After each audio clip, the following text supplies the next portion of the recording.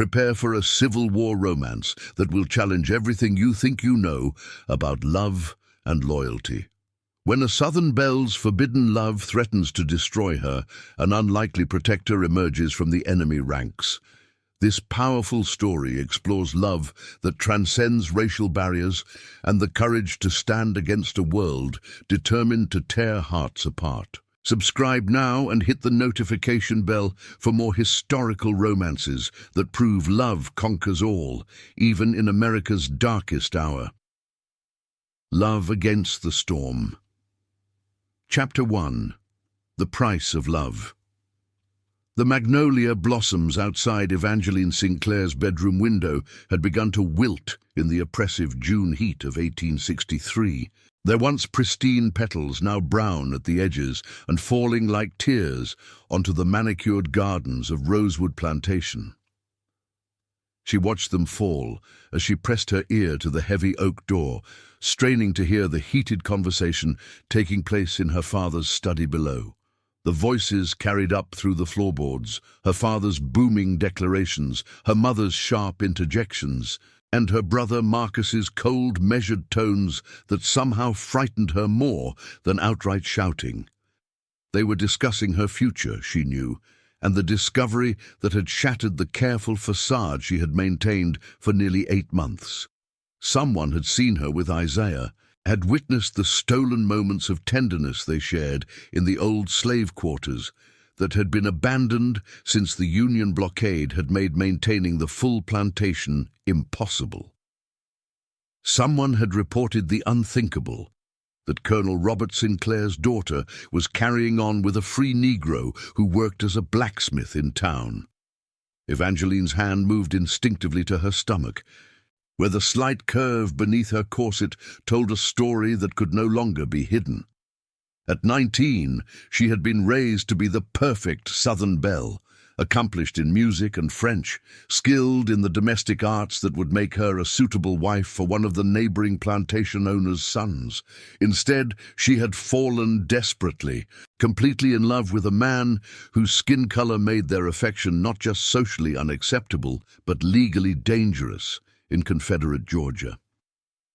Isaiah Freeman had come to Rosewood 6 months after the war began, carrying papers that documented his free status and a reputation as the finest metalworker in 3 counties. The Confederacy's need for skilled artisans had overcome many traditional prejudices, at least temporarily, and Isaiah's ability to repair farm equipment and fashion replacement parts had made him valuable enough to be tolerated, despite the suspicion that surrounded all free blacks in the South. Their first meeting had been purely practical. Evangeline had been tasked with taking him payment for repairing the plantation's cotton gin. But something in his intelligent brown eyes, in the dignified way he carried himself despite the degrading circumstances he navigated daily, had captured her attention in ways she couldn't explain. Their subsequent encounters, ostensibly business-related, had gradually evolved into conversations that revealed a mind as quick and cultured as any she had encountered among the young men her parents considered suitable company. Isaiah had been educated by Quaker missionaries before the war, could read and write better than most white men in the county, and possessed a thoughtful perspective on literature, politics, and philosophy that challenged every assumption Evangeline had been raised to accept about racial hierarchies. More dangerously, he treated her not as an ornamental object to be admired and protected, but as an intelligent person whose thoughts and feelings mattered as much as his own. The door to her father's study slammed with sufficient force to rattle the windows throughout the house, and Evangeline heard heavy footsteps on the stairs. She moved quickly away from the door, settling at her writing desk with a book of poetry that she pretended to read as the footsteps approached her room. The knock, when it came, was perfunctory, more announcement than request for permission. Evangeline, look you. Her father's voice carried the controlled fury that she had learned to fear more than his explosive rages. We need to speak.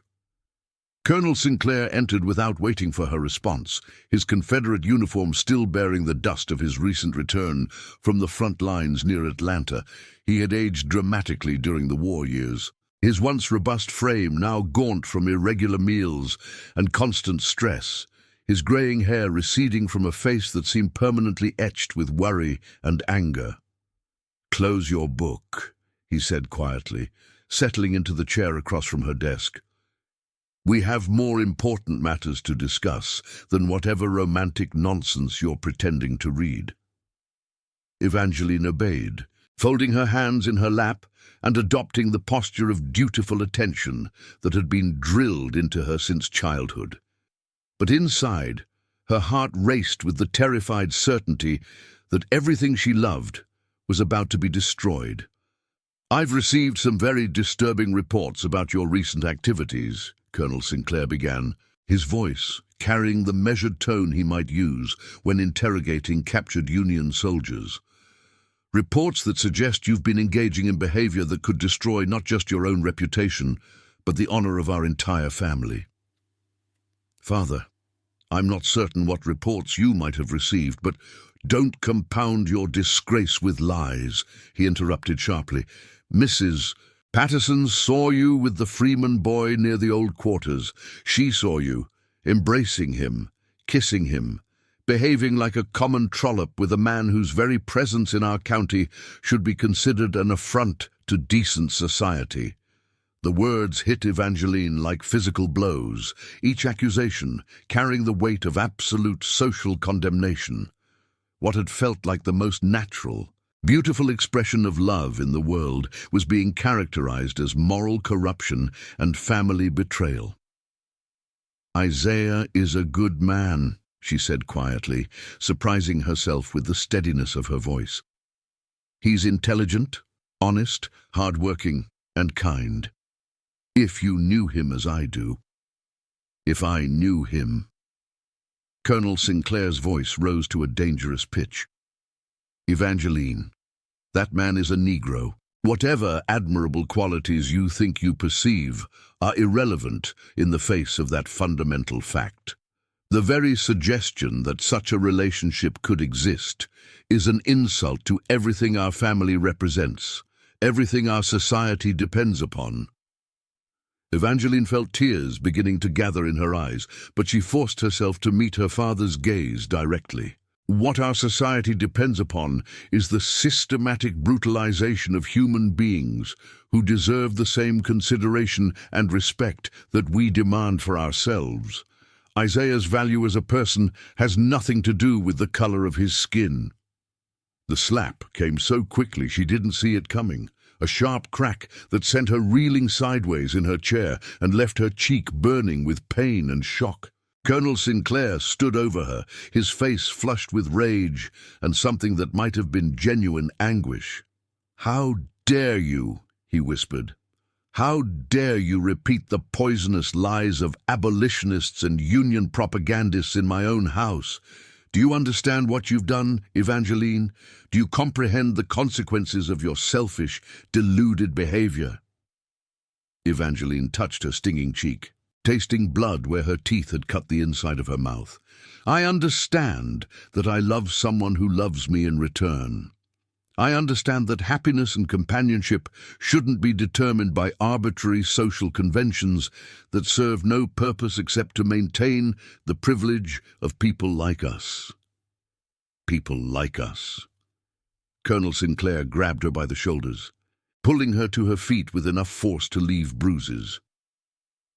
"We are the foundation of civilized society in the South, Evangeline.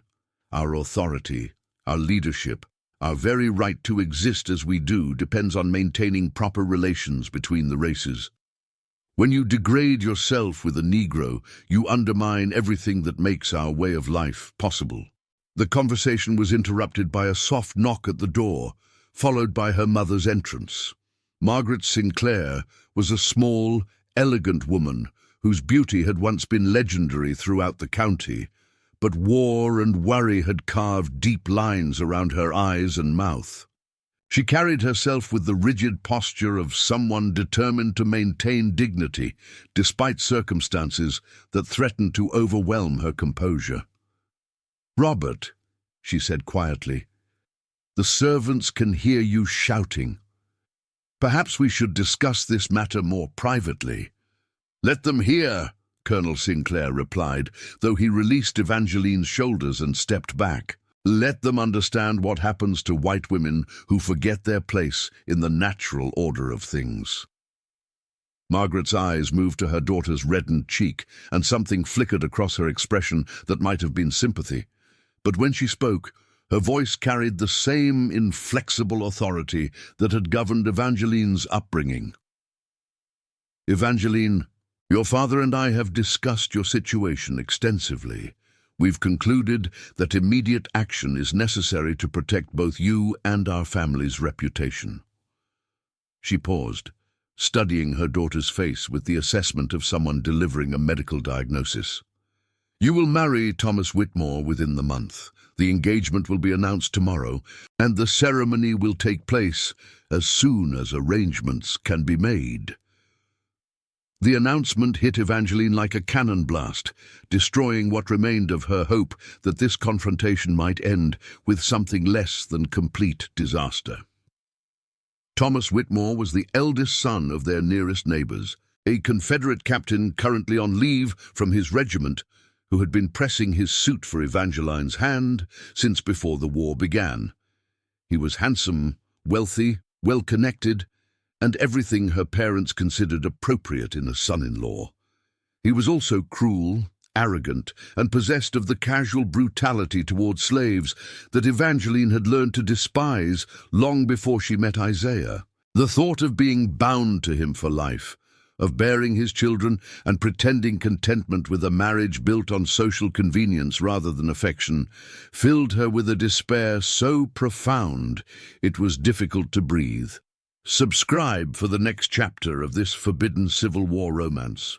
Will Evangeline find the courage to defy her family's demands? What role will the mysterious Union officer play in their desperate situation? Click the notification bell so you never miss our powerful historical romances about love that challenges society's cruelest boundaries. Chapter 2. The Underground Railroad of Hearts. The wedding preparations began immediately, with the efficiency that suggested Colonel Sinclair had been planning this solution long before the confrontation in Evangeline's bedroom. Within 24 hours, seamstresses had been summoned to begin work on a trousseau. Invitations had been dispatched to relatives throughout Georgia and South Carolina, and Thomas Whitmore had arrived at Rosewood to formally claim his bride with the satisfied air of a man acquiring a prized possession. Evangeline endured the congratulations and preparations with the numb compliance of someone in shock, but her mind was racing through increasingly desperate scenarios for escape. Every option seemed to lead to disaster, for herself, for Isaiah, and for anyone who might attempt to help them. Interracial relationships were not just socially forbidden in Confederate territory. They were criminally punishable, often by violence that operated outside any legal framework. The opportunity for private communication came 3 days after her engagement was announced, when her duties as lady of the house required her to oversee repairs to the plantation's water pump. Isaiah had been summoned to perform the work, creating the first chance they had shared to speak privately since their relationship had been discovered. He was waiting near the broken pump when she approached, his powerful frame bent over his tools as he assessed the mechanical problem. At 26, Isaiah Freeman possessed the kind of quiet strength that came from years of skilled physical labor, but it was his intelligent brown eyes and gentle manner that had first captured Evangeline's attention. Today, those eyes carried a grief and resignation that made her heart clench with shared pain. "Miss Sinclair," he said formally, straightening to acknowledge her presence with the careful deference required when other people might be watching, but his voice carried undertones that spoke of intimacy and loss. Mr. Freeman, Evangeline replied, matching his formal tone, while her eyes conveyed everything she couldn't say aloud. I trust you can repair the damage to our water system? Yes, ma'am. Though I'm afraid some types of damage are beyond repair, no matter how skilled the craftsman. His words carried meanings that had nothing to do with mechanical problems. They worked in silence for several minutes, Isaiah explaining the technical details of the repair, while Evangeline pretended to supervise his labor. To any observer, it would have appeared to be a routine interaction between plantation mistress and hired craftsman.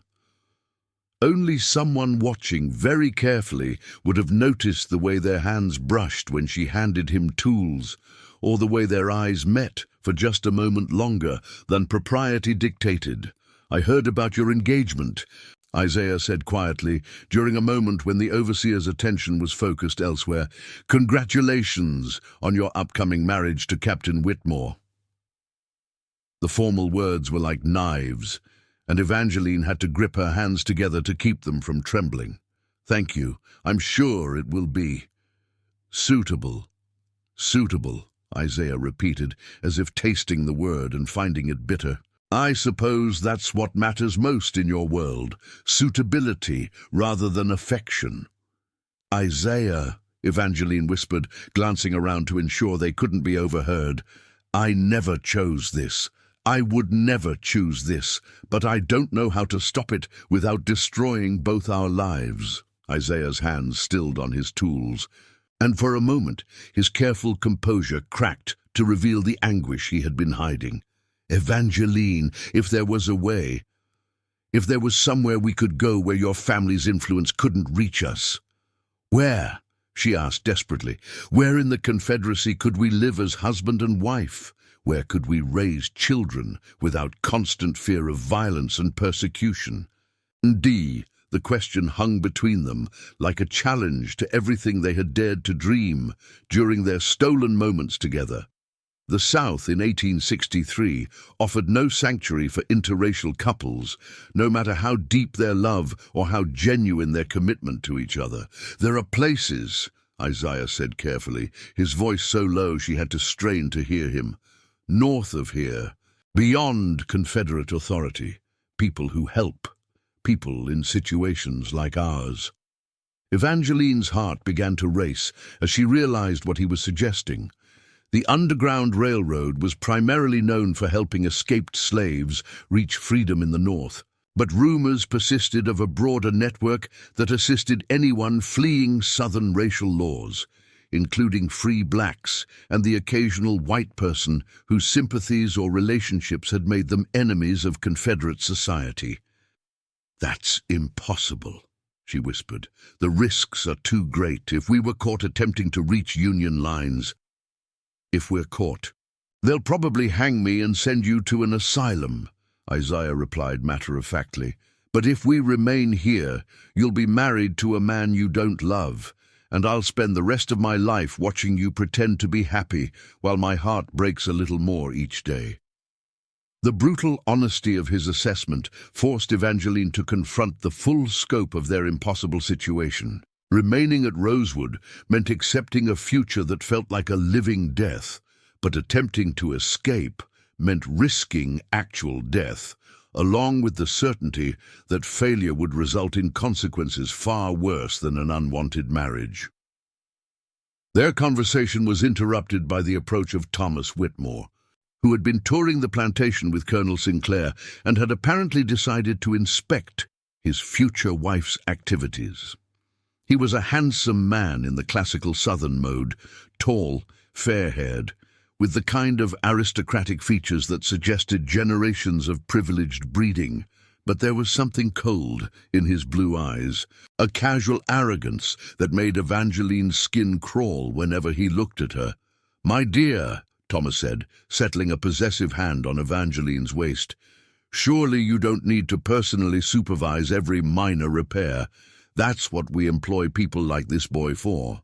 The dismissive way he referred to Isaiah, a grown man of obvious intelligence and skill, as "this boy" encapsulated everything Evangeline despised about the social system that had shaped her upbringing. Isaiah's jaw tightened almost imperceptibly, but years of navigating Southern racial etiquette had taught him to absorb such insults without visible reaction. "I take my responsibilities seriously," Evangeline replied carefully. "Proper management requires attention to detail." "Of course, my dear. Your dedication to duty is one of your most admirable qualities."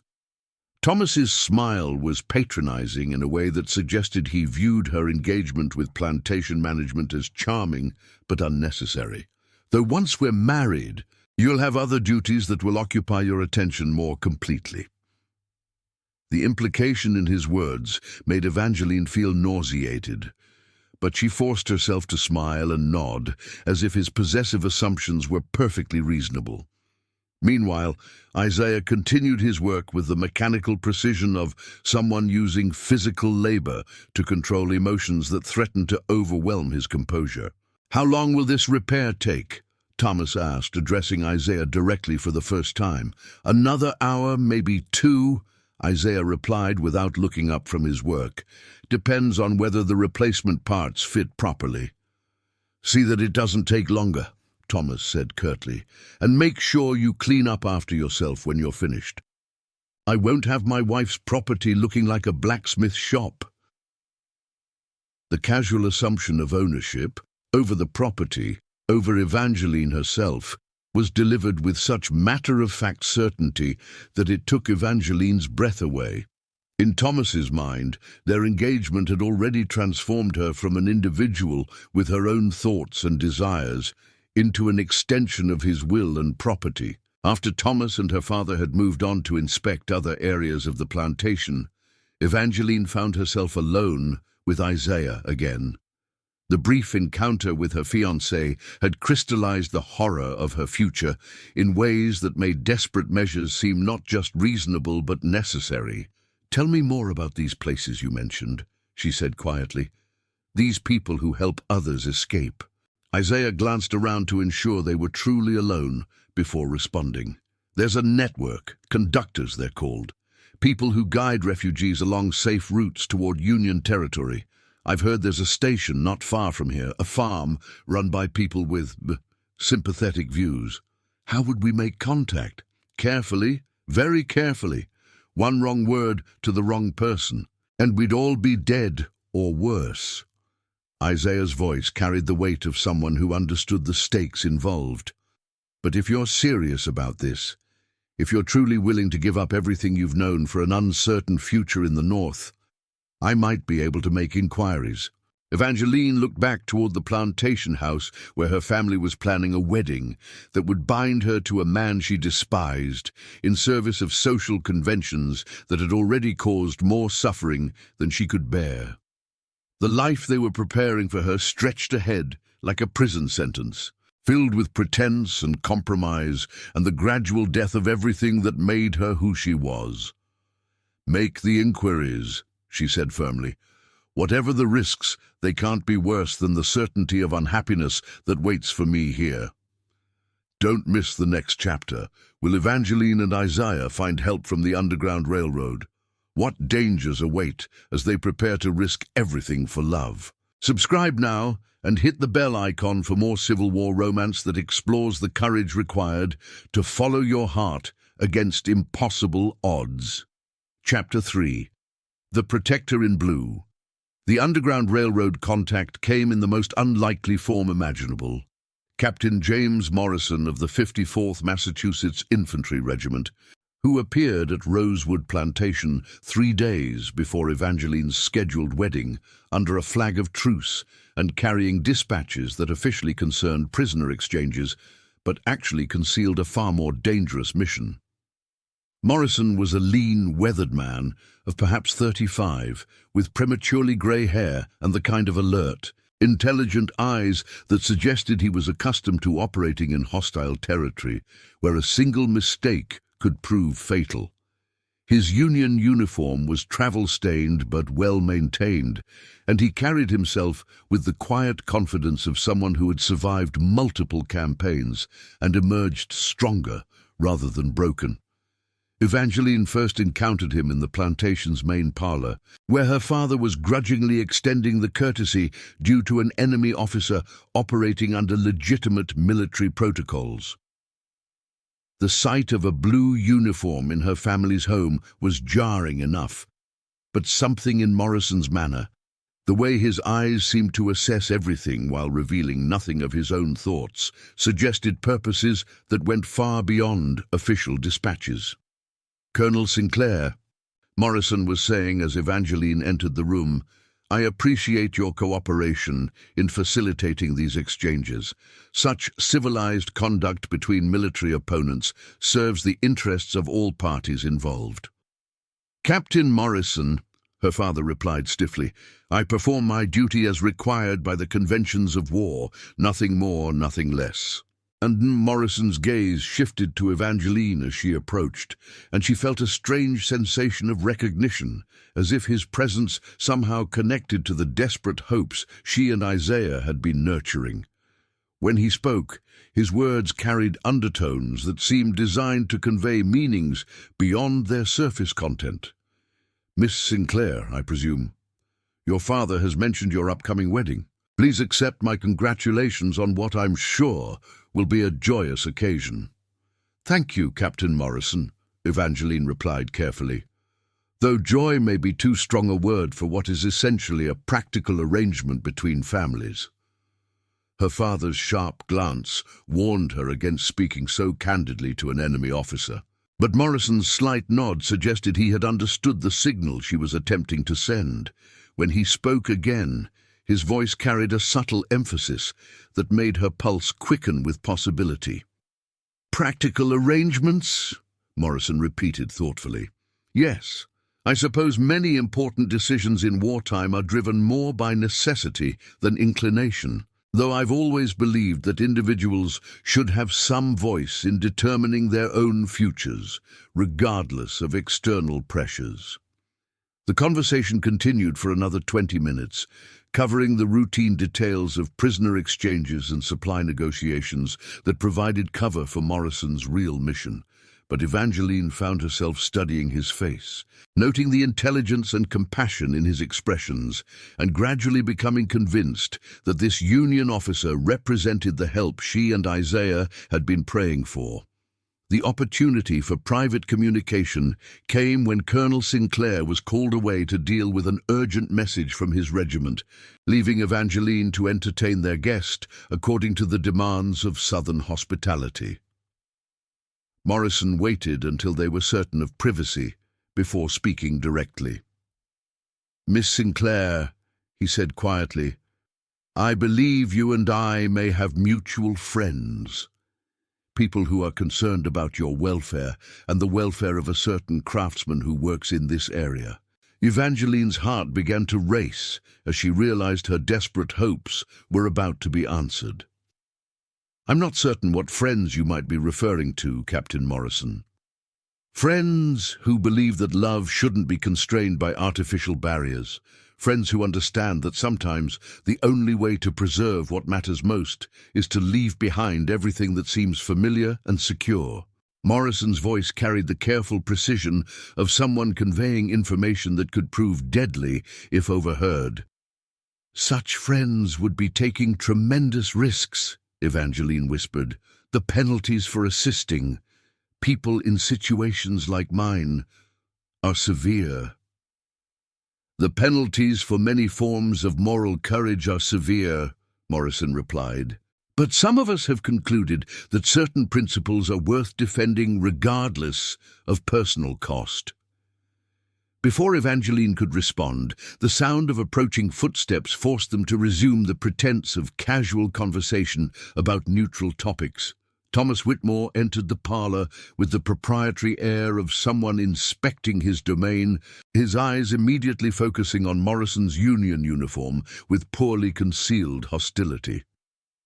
"My dear," Thomas said to Evangeline, completely ignoring Morrison's presence, I hope you're not allowing our uninvited guests to fill your head with northern propaganda about the righteousness of their cause."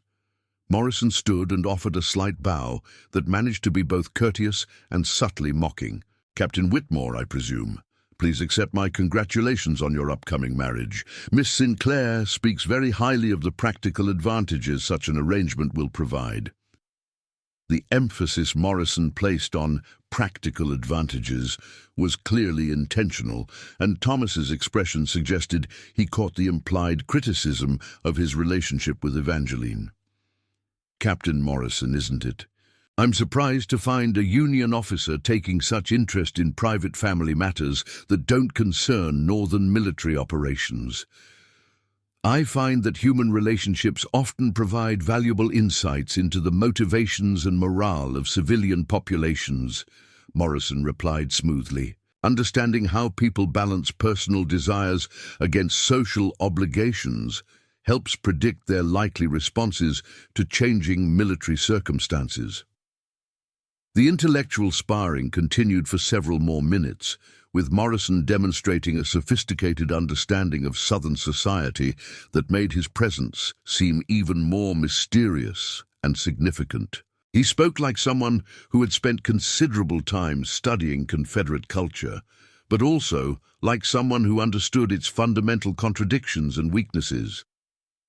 When Colonel Sinclair returned to escort Morrison from the premises, the Union captain took his leave with elaborate courtesy and what appeared to be a casual comment about the beautiful evening weather. But as he shook Evangeline's hand in farewell, he pressed a small folded paper into her palm with such smooth discretion that even Thomas, standing beside her, didn't notice the exchange.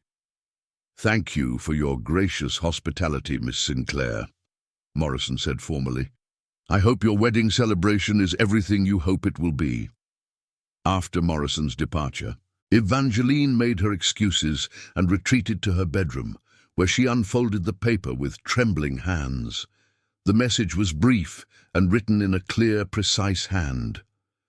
"Tomorrow night, after midnight, meet your friend at the old mill. Come prepared for a long journey. Bring only what you can carry easily. Trust in Providence and the courage of good people. A friend." The note represented both salvation and the most terrifying decision of Evangeline's life.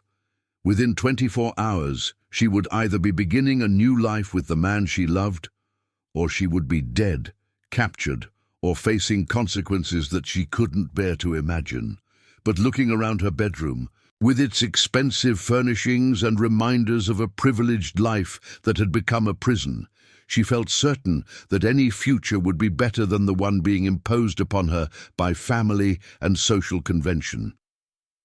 The remainder of the evening passed in a blur of final wedding preparations and family gatherings that felt like funeral rites. Evangeline participated in the conversations and activities with the mechanical precision of someone playing a role in a performance she desperately wanted to end. Her mother attributed her subdued mood to pre-wedding nerves, while Thomas seemed pleased by what he interpreted as maidenly modesty, appropriate to a well-bred Southern lady. As midnight approached, Evangeline lay in her bed fully clothed, listening to the sounds of the plantation settling into sleep.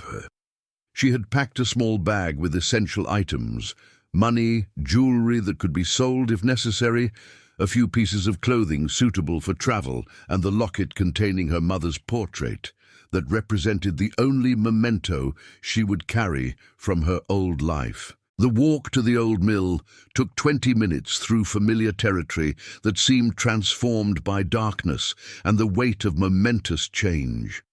Every shadow could have hidden Confederate patrols. Every sound could have represented discovery and disaster. But when she reached the designated meeting place, Isaiah was waiting with the expression of mingled relief and terror that matched her own emotions. "Are you certain about this?" he asked, taking her hands in his with gentle urgency. "Once we leave here, there's no going back.